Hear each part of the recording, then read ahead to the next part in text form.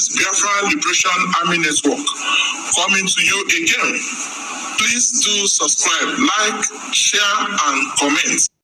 Nigeria can never become a better nation because we focus on negativity. We all know that we must restructure. I mean, it's either we restructure or we break. That means say you don't have to be a prophet to know that one. That is certain to come. Restructure or break up. Our next priority is not election. Our next priority is rearranging this country. This country must be rearranged. This country is a fraud. It's a lie. Nigeria is a lie. What is called Nigeria died in 1966. All right. So you have had your pastors, right? You have heard them say it. That what Nigeria needs now is restructuring, not election. But of course, we have millions of Nigerians shouting 2027, oh, APC, oh, PDP, oh, ADC, oh, Labour Party. Funny people. Funny people. You know, there is this proverb that they say in Igbo. They said, Ugboro leki ihe ga-eme mmadụ before omulako or before omalihe. It simply means, how many times will something happen to you before you learn your lesson? I could remember my mother asking me this question then when I was a little kid. I could remember my mother asking me, and I told my mom that it's 3 times. That if something happened to me 3 times, I will learn my lesson. And my mom said no. That I should be able to learn my lesson when something happened to me once. But in Nigeria, where we have adults, where we have professors, where we have people that are educated, where we have pastors, where we have, mention them. Many of them, youths, graduates. Something has happened to you more than 10 times. More than 10 times. Yet, in 2025, you are still falling into the same trap. A couple of years ago, just about 10 years ago, we were here when PDP was ruling Nigeria. And they formed the APC. And some people decamped from PDP to APC. And we started shouting, oh, finally, we have gotten the solution. And APC has just ruled for 10 years. How far, my dear brothers and sisters, how far? Has Nigeria become like London? Today, we have another party, ADC, and people are shouting, oh, this is the best. Oh, this is the best. Probably in 2027, we'll still have another party. You see, I tell people, you see all these leaders, even the current leader we have in Nigeria, President Ahmed Bola Tinubu, he's not a bad leader. Let me tell us, he's not. Peter Obi is not a bad leader. Atiku, mention them, they are not bad leaders. But the problem is that the foundation upon their leadership is not good. Understand it. The foundation upon their rulership is lied, is not good. Yes, and so nobody can succeed upon a rough or upon a bad foundation. Yes. These people, I don't know. So if Peter Obi, peradventure now, Peter Obi becomes the president in 2027. So if Peter Obi becomes president, this one I'm hearing that he's saying that it's only 4 years he's going to rule. If eventually, so he will use 4 years to make Nigeria to become like London, isn't it? And then what happens, if I may ask you, what happens after 4 years? What happens? Another mafia will come and take over, and you will forget. God, please let us just wake up. Let us wake up. If you talk about restructuring, I can listen to you, even though I don't subscribe to restructuring. No, what I subscribe to is total division. That is my own opinion. But you know, if you talk about restructuring, somehow, it still fall in place where everybody will take care of their resources. We can talk about that, but telling me about election, about APC, PDP, ADC, new party, new this one, this person, Igbo man will make Nigeria to become like London. Stay there now, they play. Anyway, please let me my essence of making this video is just to enlighten us. Honestly speaking, it's just to enlighten us, because sometimes we are being carried away by some of these, words we are hearing. Some of these, they are, what will I call it? This show they are making online. A leader will come and talk heaven and earth. Oh, I will do this, and we begin to clap. oh, this is the best leader. This is the man. This is the right man. This is the God sent. I could remember when this present administration entered. I think they did something, one thing like student loan. They signed student loan. They say students can go and take loan. And then everybody started clapping. Oh, best, how far? Even the student loan, how far? Please, let us just wake up. Let us wake up. Please, we can't keep suffering forever. Let us do this once and for all. Please, let me not bore you with words anymore. Let me allow you now to watch this analysis that was made by some reasonable Nigerians. Just listen to them. Then you do well to drop your comment on the comment section what you think. Do you subscribe to election? Do you subscribe to restructuring? Or do you subscribe to division? Which one do you subscribe to? Drop your comment on the comment section what you think, all right? But for now, please watch this. We all know that we must restructure. I mean, it's either we restructure or we break. That means say you don't have to be a prophet to know that one. That is certain to come. Restructure or break up. Can you identify 3 of the most pressing problem of Nigeria that we can contextualize into our conversation? What would you say, Prof, if you have the solution on your left hand to fix a problem? What would you identify as 3 major Nigeria problems? The first one I will identify is lack of nationhood. Nigeria is a country still yearning for nationhood. What does that mean? What it means is that we are not united. We are still what Chief Obafemi Awolowo once called a piece of geographical expression. Ahmadu Bello once said it was a piece of historical mistake because we were cobbled together on 3rd January 2014 by Lord Lugard, the Southern and Northern Confederates at the Lagos colony, after Nigeria had been given her name by a young British author who wrote in the London Financial Times of 8th January 1897, calling it Nigeria, that Niger area. That is first major problem. In other words, we were cobbled together through the direct and indirect rule system that we were operating, with all of us already enjoying our independence. The Benin Empire, the Oyo Empire, the Kanem Bonu Empire, the ancient Ife. We were already independent, having our own systems of government, and we were happy.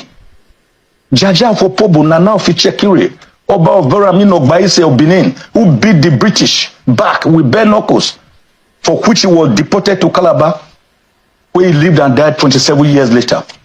So such people that were already used to their independence and ways of life, to put them together and say they cannot now discuss their future. Is it the reason for the agitation we see in Nigeria? This idea of lack of nationhood. In fact, it is the beginning and the end of it. I can assure you that you were talking about 3 problems. I identified that one major problem. If you don't have nationhood and nobody believes in Nigeria as a country, if I ask you, Shehu, where are you from? You won't say I'm in Nigeria. You first quickly mention your village and then your state. Then you are filling a form. After asking you for your name, the next question is place of origin. You put it town, they say local government. You put it, they say state. You put it, then they say religion. You are already being typified. You are already being profiled to know whether what we want here can come to you or not come to you. But how do we resolve this? Because either we like it, you are an Ozekome. Yeah. You have your origin. Yes. You are of the Edo origin. Yes. And if you want to drill down, you can tell who your forefathers are. Yeah, yeah. I am on Okimbaloye, and I can also tell who my forefathers are. Yeah. But can we take away the fact that we are different tongues? Our tongues differ. No. And our presidents who have constituted conferences, at least 2 of the presidents have said, you can have every conversation, but the unity of Nigeria is non-negotiable. The former president Goodluck Jonathan said as much. In those kind of conversations, the fear of the disintegration, and some people wanting to exit the nation, might start, don't you think? Now, I tell you, Seun, I am not saying every Nigerian should now be the same person. In fact, I've always argued, and I'm on record to say that of Professor Onigu Otite's 374 ethnic groups in Nigeria, through his demographic survey, he was a great sociologist that speak over 380 languages. Each of them must have a place and be respected in where he comes from. But when you want to roughing it over others, for example, like former President Buhari calling a whole ethnic group, one of the 3 largest ethnic groups, the Igbos, Southeast, as a dot in the cycle. What will you call me? A minority within a minority from Ijukwe, near Agenebude, East local government area of Edo State. What are you going to call me? But in America, for example, they first ask you, what's your name? You tell them. They say, where are you from? We ask you, what do you mean? You mean where I work? Or where I schooled? Or where I live now? Or where I was born? Because each of them would have been different. But they regard themselves as Americans. So they have what you call faith in their country. We do not have faith in our country. How do we do that? That is why when you go around on a Sunday, tomorrow is Sunday, today is Sunday. If you have gone around, you will see different town unions. Where will you see a Nigerian union holding a meeting? So it's like the Bible. It says, seek ye first the kingdom of God and his righteousness, and all things shall be added. If we get it right constitutionally, because the present foundations are fundamentally damaged, they are damaged. I give you an example, Seun. If you have a house that the walls are cracking, how do you repair the walls?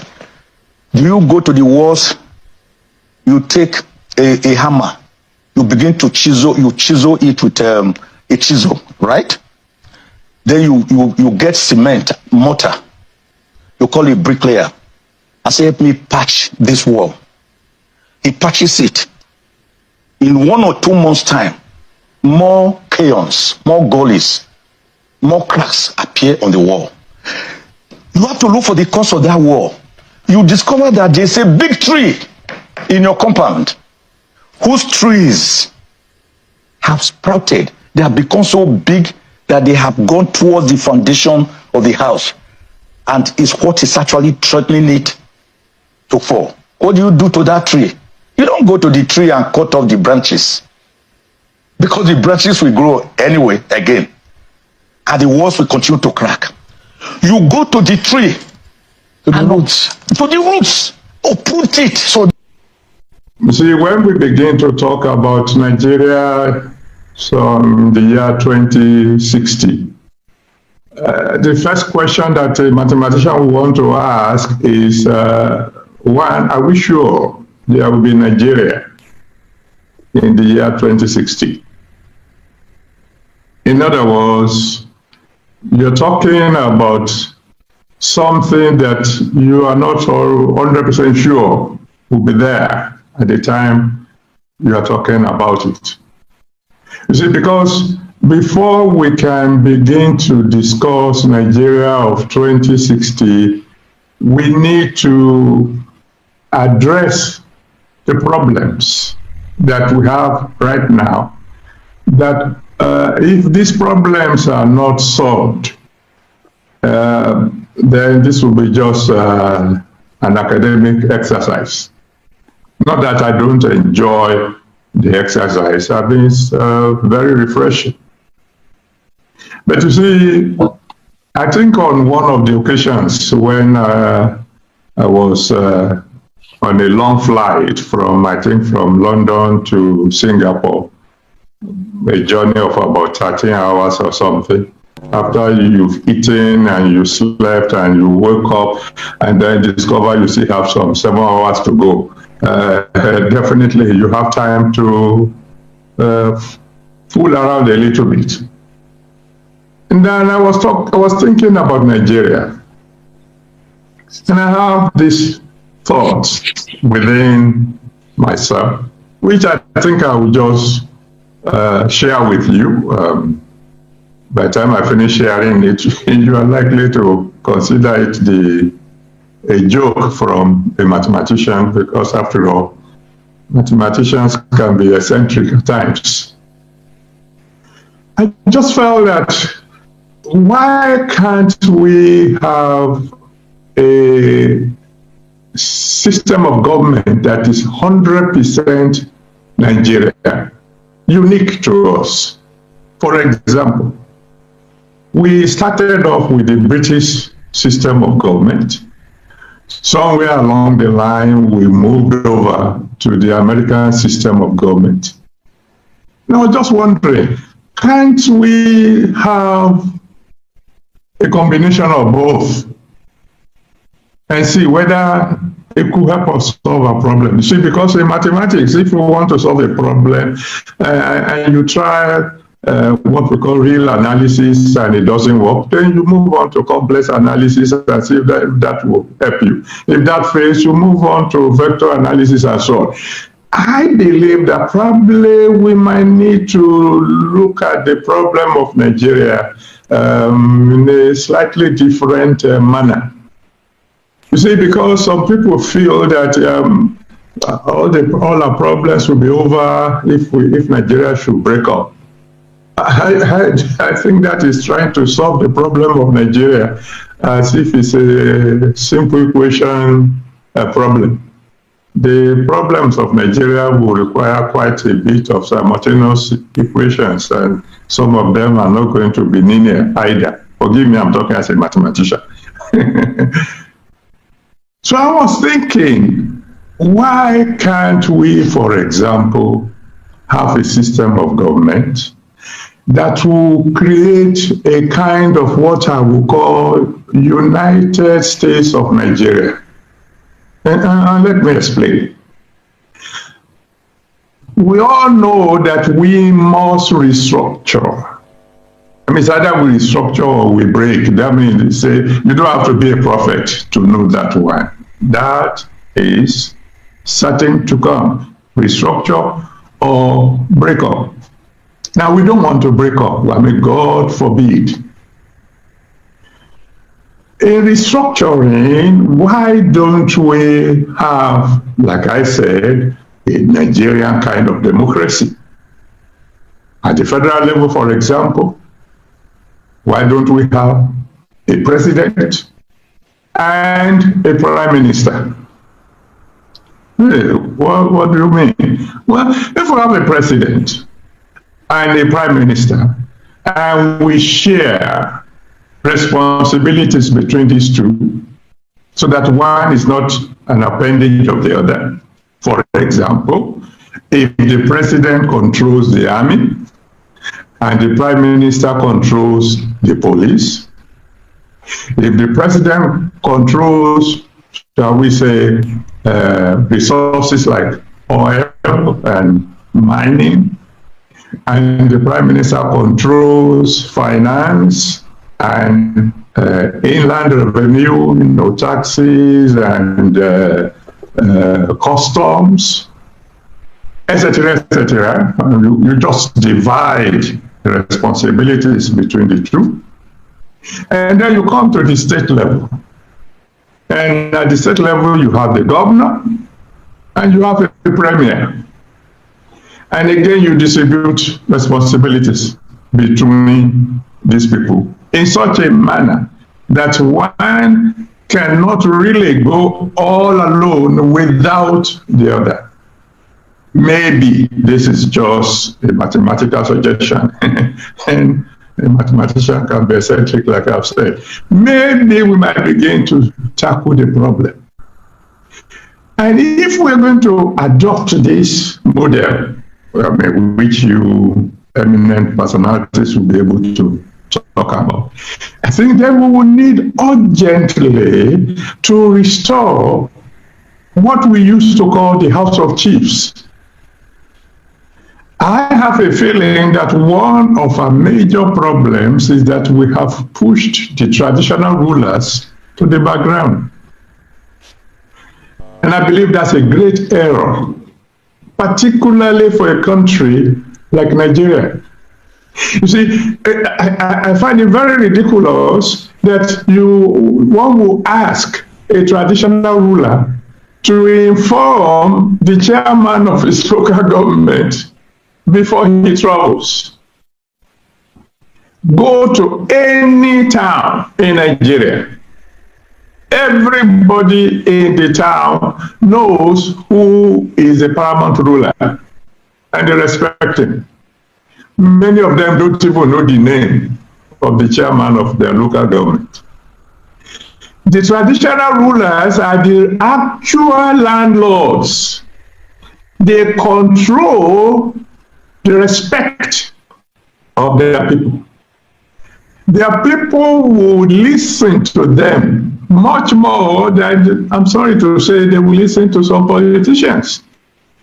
And so just like they have, say, the House of Lords in Britain, why can't we have the House of Chiefs? We might expand it and include in that House of Chiefs, as they do in Britain, include some religious leaders, bishops. I'm not a bishop, I'm a pastor, so don't think I'm including myself. Bishops, chief imams, and so on and so on. These are people who can shape the opinions of the people.